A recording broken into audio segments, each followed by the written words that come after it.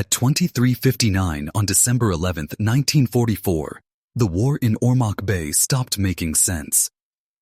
Corporal James Mackenzie, 32 years old, veteran of exactly 2 months of Pacific combat, crouched behind the jagged remains of a concrete warehouse wall on the waterfront and watched a Japanese warship glide toward him. Not a barge, not some fishing junk with a machine gun nailed to the bow. A real ship. 200 feet of steel, hull pushing a black bow wave, mast and bridge silhouetted against the dim starlight. Big enough that in any other theater its name would have shown up on Navy situation maps, not an Army S2 sketch. Mackenzie was an infantryman. The patch on his shoulder was the blue 77 of the 77th Infantry Division. His tools were an M1 rifle, a shovel, and whatever artillery his division artillery could bring to bear. Tonight, though, the job of coastal defense had fallen to him, and a handful of improvised coast defense guns that no manual had ever envisioned firing at ships.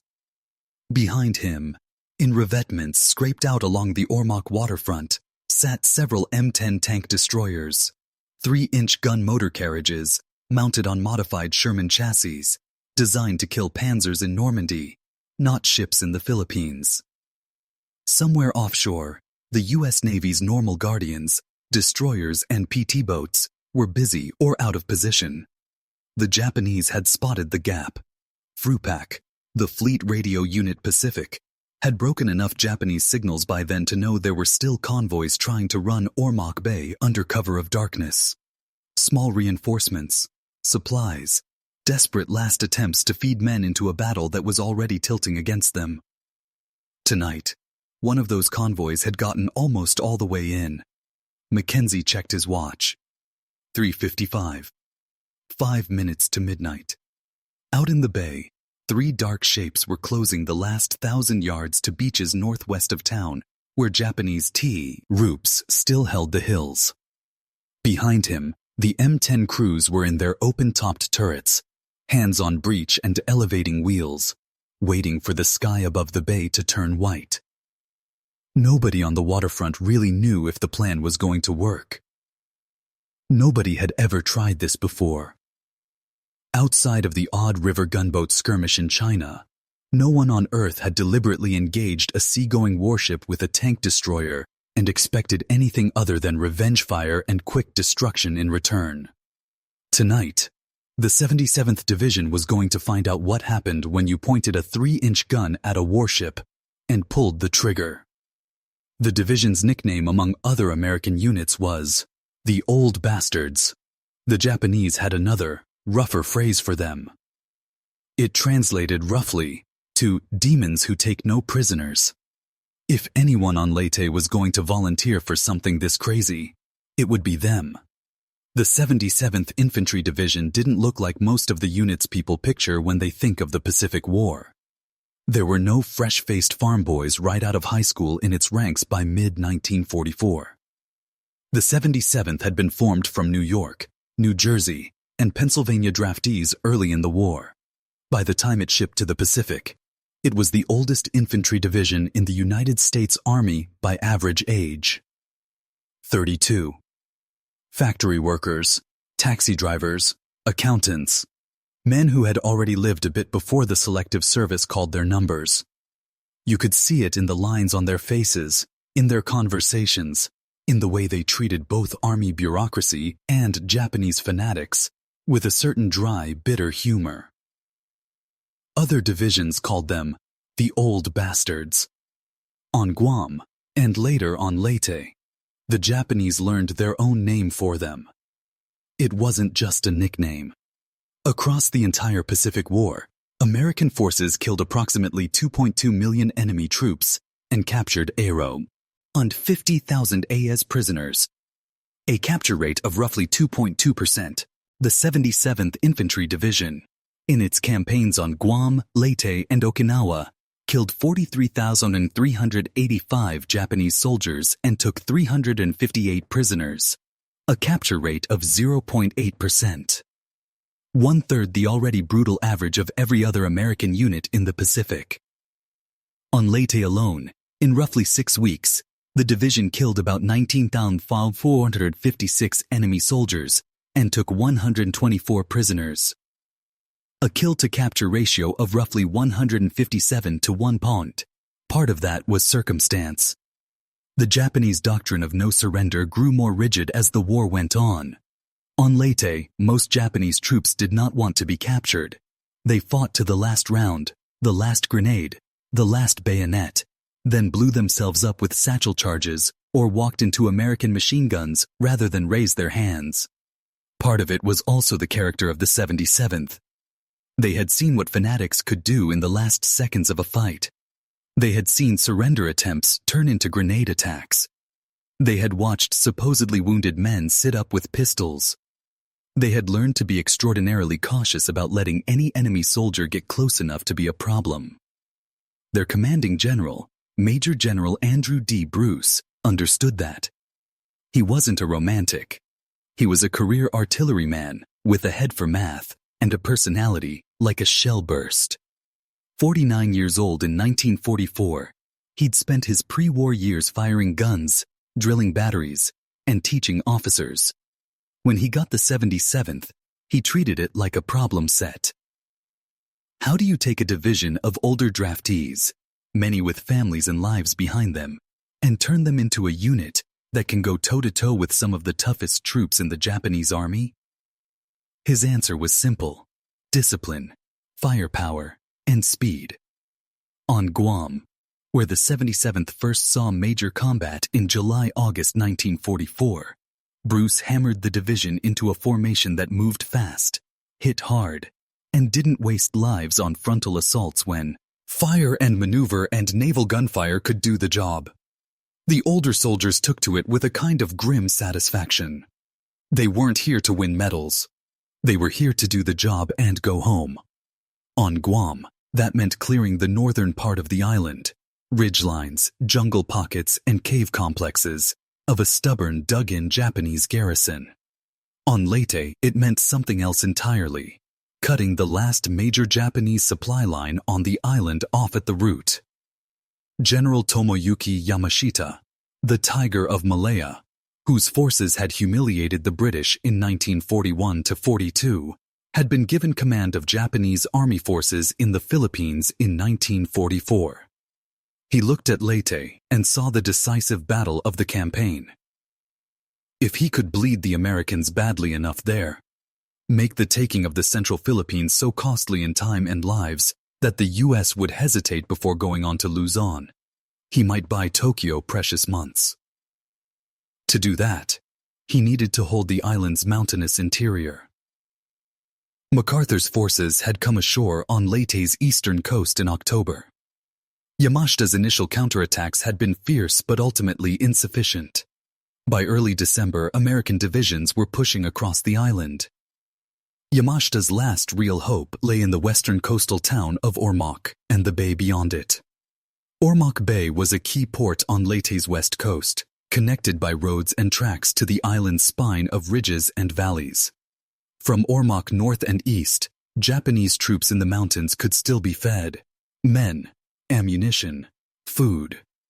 Japanese convoys, codenamed the TA operations, had been running troops and supplies into Ormoc Bay since late November, under cover of night and bad weather. U.S. destroyers and PT boats hunted them. Airstrikes went after larger convoys. Some were destroyed. Some got through. Every shipload of reinforcements that made it ashore meant more weeks of American casualties in the hills. MacArthur's staff and the Navy knew this. They wanted Ormoc Bay shut.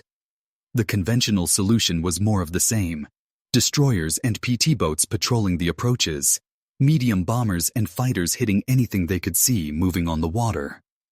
Bruce had another idea. If nobody expected an amphibious assault on the western coast, why not land a division there and roll up Ormoc from behind?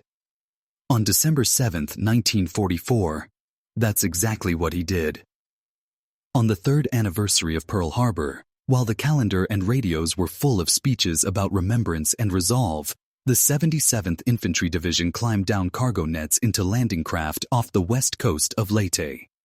Their target was the small port area of Deposito, about 3.5 miles south of Ormoc. Japanese defenders on Leyte had largely oriented themselves toward the eastern beaches and the interior approaches. The idea that Americans would risk an opposed landing on the western side of the island, with its tricky surf and limited naval cover, had not featured in their planning. Bruce gave the enemy 72 hours to realize their mistake. In those 3 days, the division fought its way ashore through light beach resistance, then turned north. The drive to Ormoc was brutal and fast. Jungle, rice paddies, swamps, roadblocks, roadside mines, scattered tanks and armored cars. Hasty counterattacks by piecemeal Japanese units pulled to this new front. The 77th's artillery, 105s and 155s, made short work of most strongpoints. By December 10th, after fighting through nearly 23 miles of enemy positions in 3.5 days, they reached Ormoc. The town was smashed. Camp Downs, a former constabulary post east of Ormoc, was ash. The Antilao River had run red with clay and blood for days, but the Japanese were still trying to reinforce. Every night, small convoys slipped down the western coast of Leyte, hugging shore, trying to beat the gauntlet of American air and sea power. Barges and landing craft from Cebu, small transports and landing ships from Luzon. If they could get even a few hundred more men and some ammunition into Ormoc, the fighting in the interior could be prolonged. Navy destroyers patrolled the approaches. PT boats hunted up and down the shallows. The Army Infantry Divisions ashore were not, on paper, part of coastal defense. Their job was to dig in, expand the beachhead, and push inland. But on Leyte in December 1944, theory and reality had parted company. Bruce's artillery background and his instinct for using every weapon on hand for whatever problem he faced led him to a simple conclusion. If the Japanese insisted on running ships into Ormoc Bay, and the Navy couldn't catch them all at sea, then any that got inside would have to be treated like land targets. In Ormoc, that meant turning tank destroyers into makeshift coast defense guns. The 77th had brought with it to Leyte a tank destroyer battalion equipped with the 3-inch gun motor carriage M10. The M10 was born out of the U.S. Army's early war obsession with a separate tank destroyer force. In North Africa and Italy, planners had envisaged waves of fast, lightly armored TDs rushing to meet German Panzer thrusts, engaging at long range with high-velocity guns, then slipping away. The M10 was one of the results.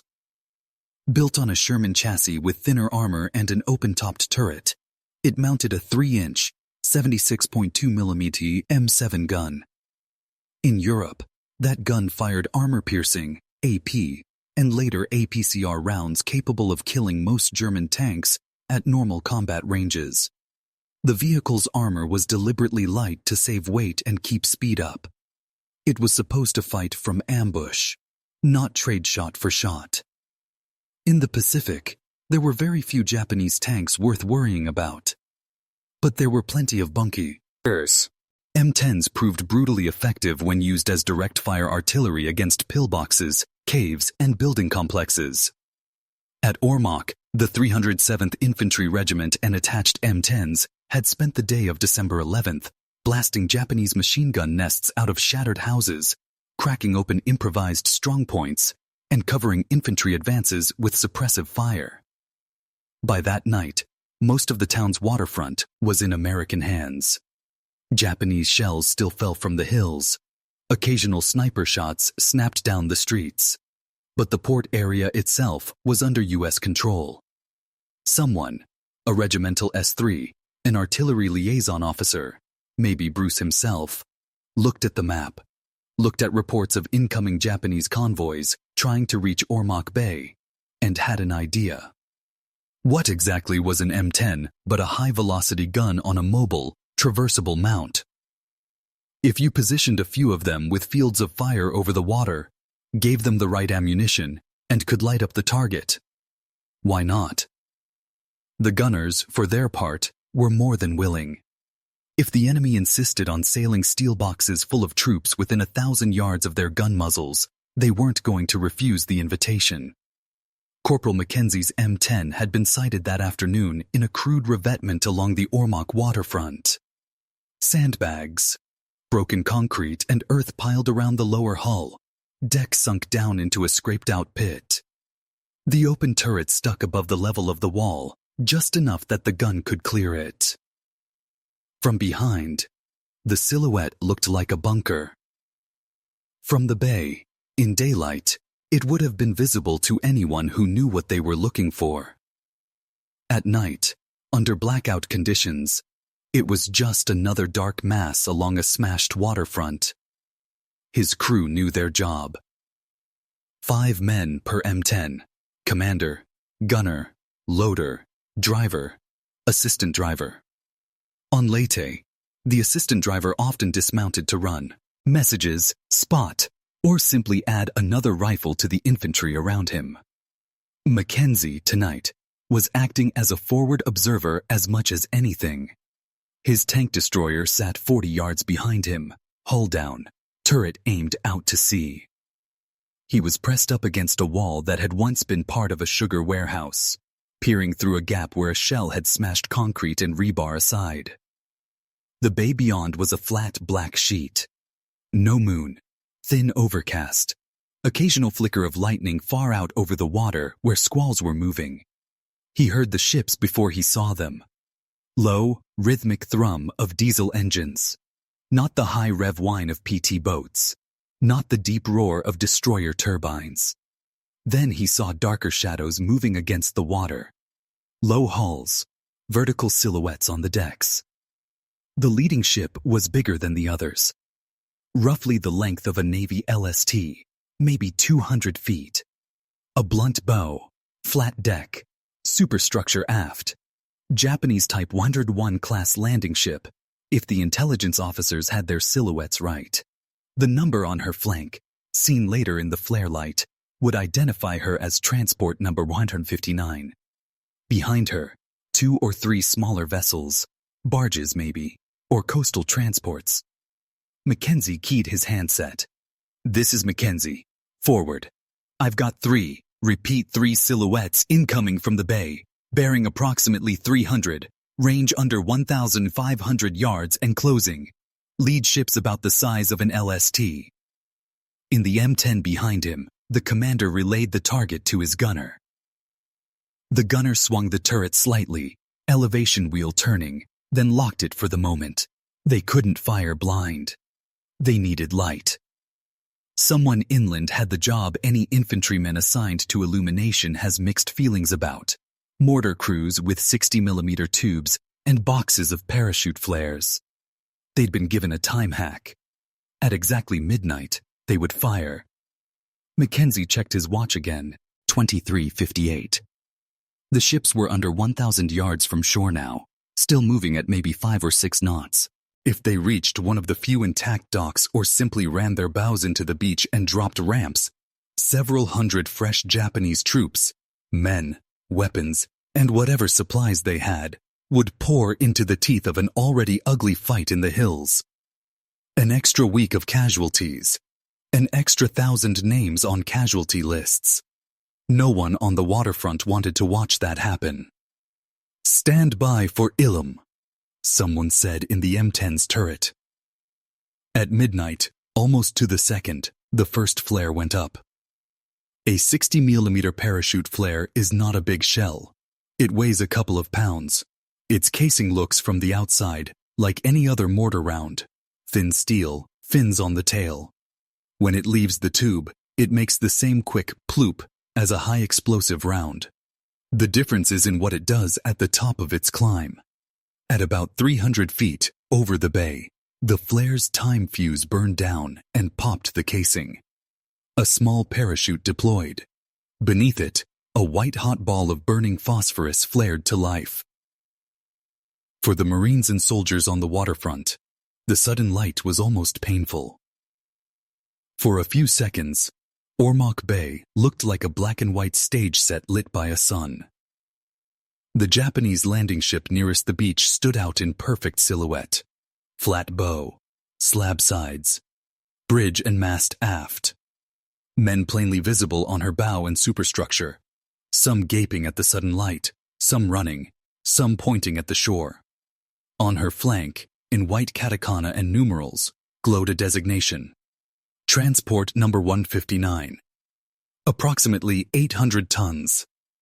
She had already beached at least once during earlier runs, according to captured documents, more a utility workhorse than a glamorous destroyer. Tonight, she was a prime target. Behind her, other smaller shadows jerked and turned, caught out in the open. Target the lead ship, England's gunnery officer had told the M10 commander earlier. She's got the most cargo. You sink that, and the rest are just details.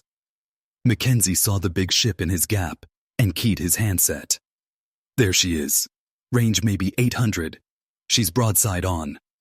In the M10, the gunner squinted down his telescopic sight at the unnatural daylight ahead. The crosshairs settled somewhere just above the waterline, midships. AP loaded? The commander asked. AP loaded, the loader said, hand on the rim of the shell case, just to remind himself and everyone else what they were about to send. They were using armor-piercing rounds that night, 15-pound solid-shot AP, with a small bursting charge in the nose. Against Sherman-class tank armor, they'd go through at normal combat ranges. Against a landing ship's side plating, maybe 10 to 15 millimeters of mild steel, not hardened armor, they'd punch in and then detonate inside the hull. In deflection? The commander asked the gunner. Aye. On elevation? Set for 800, sir. The flare above hissed and burned, its light slowly drifting downwind. Fire. The first 3-inch AP shell left the M10's barrel with a flat, swift crack. Unlike big naval rifles, the gun didn't shove a massive plume of smoke out of the muzzle. There was just a short white tongue and a dust blast from the revetment in front of the muzzle. On the ship, some of the men on deck probably heard the report, faint compared to what they were used to from coastal batteries, and might have wondered what it was. 2 seconds later, the round hit. It struck the number 159 side plating just above the waterline, a few feet forward of her superstructure. A bright flash popped from the impact point. From shore, Mackenzie saw a jagged chunk of steel jump out of the hull as the hole opened. Inside in the ship's hold, the steel spike of the AP round punched through whatever was in its way. Crates, bulkheads, perhaps men. And then its small bursting charge went off. Spee. Linters of steel and cargo scythed through the landing deck. On! The gunner muttered, almost to himself. Reload! The commander shouted. The loader yanked the spent casing from the breech, slammed a fresh AP round onto the tray, and shoved it in as the gun breech snapped shut. The flare hissed on. Same point of aim. Fire. Second round. This time, the gunner walked his aim slightly aft, toward where he guessed the ship's engine spaces might be. The shell hit a little higher. Another flash. This time, the follow-on blast seemed bigger. On deck, figures scattered. The ship kept moving, but her bow started to settle ever so slightly. Her captain finally reacted. On the bridge, someone bellowed for flank speed and ordered the helm over. Either they would try to run themselves ashore right now and spill their cargo onto the beach, or they'd turn away and hope to get outside the arc of fire. The landing ship's bow wave surged. Her side turned a few degrees, offering a larger target. On the M10's sight, the gunner saw that movement and made a tiny correction. Third round. This one vanished into the space between the keel and the waterline under the aft third of the ship. The explosion that followed was not just from the 3-inch round. It was as if something bigger had popped. In the flare light, men on shore saw a bright, gut-deep flash through seams along the hull, followed by chunks of deck and superstructure leaping into the air. Someone on the ship had stored something in the aft holds that did not appreciate being jarred by a hot steel penetrator. Ammunition, Fuel drums, mortar rounds. Whatever it was, it cooked off enough to tear open internal bulkheads and let the bay in faster. The landing ship began to take a list. Slow at first, then sharper. Her stern dipped, her bow lifting. The figurines of men on her decks now looked more like ants as they ran, some diving overboard, some clutching at rails. On the shore, Mackenzie saw a flickering muzzle flash from one of the smaller V.E. cells further out. Maybe a 25mm anti-aircraft gun being depressed and fired toward the flashes on shore. Shells slapped into the water in front of the revetments, throwing up white splashes. The M10 crew ignored it. Their armor might as well have been paper against a direct hit, but the Japanese gunners were firing blind into flare-washed shadows. The M10's commander called for one more round. The gunner put the crosshair where hull met water, just forward of the last big hole. Fire! Once more the flash. This time, the response was less dramatic, more inevitable. The number 159's bow seesawed. Her list increased. The deck angle climbed. Within minutes, the landing ship rolled partly onto her side and began to slide under. Small shapes, boats, rafts, men, appeared in the flare light as they rowed or swam for shore or into the darkness. In the M10, the crew watched the target slide down and disappear. On the radio net, someone who had been listening to the exchange couldn't resist. "Hell of a thing," he said. "We just sank a ship with a tank." The smaller Japanese vessels behind number 159, seeing what had happened, had decisions to make. Some pressed in toward the beach anyway, hoping to run the gauntlet before the M10s and supporting infantry mortars could shift fire. Others turned away, hugging the deeper parts of the bay and risking Navy destroyers or PT boats further out. A few landed small groups of men in scattered spots along the coast, pockets of resistance that the 77th would mop up in the following days. But the main reinforcement load that night, the several hundred troops, light artillery, and ammunition that number 159 had carried, never reached the shore. They went down with the ship. From an operational point of view, that mattered. Every battalion that never got off a ship was one that never added to casualty lists in the hills. From a technical and historical point of view, something else had just happened too. It was, as far as anyone has been able to document with certainty, the only time in history that an American tank or Tank D destroyer sank an enemy warship in a deliberate, aimed engagement. Elsewhere in the war, tanks had fired at ships before. Shermans had lobbed HE at beached wrecks. German tanks had sprayed rivers with coaxial MG fire against patrol boats.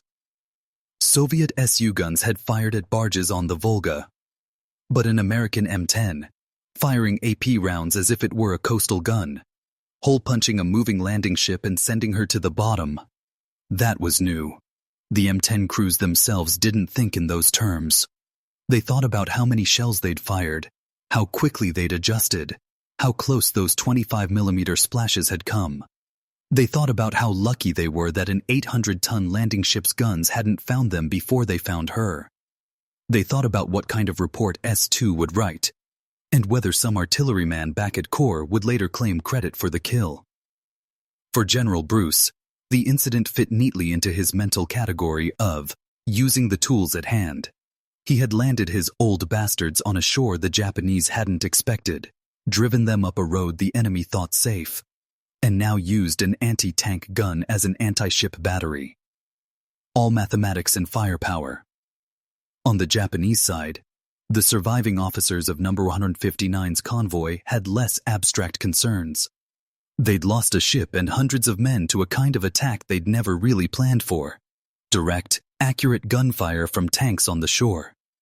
They'd expected American destroyers and bombers. They hadn't expected a 3-inch shell on a Sherman chassis. In the larger context of the Leyte campaign, the sinking of transport number 159 by M10s on the Ormoc waterfront was a small episode. Ormoc Bay would continue to be the scene of desperate fights. convoys intercepted, Americans landing, Japanese launching last-ditch counterattacks.